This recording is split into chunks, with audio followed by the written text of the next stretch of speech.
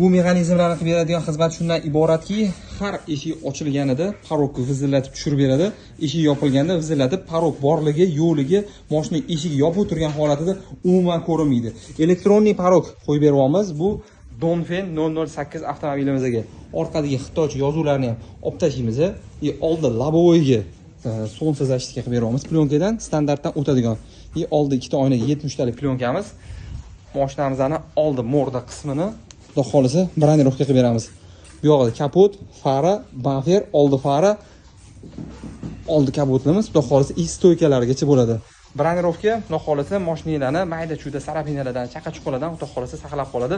Balon pulli mashina olganingizdan keyin strixovka tariqasida oldi ja bo'lmagan taqdirda oldi mordasini qilib olsangiz ham ancha foyda beradi. Xudo xolisa mashinamiz tayyor bo'lgandan keyin videosini qo'yamiz.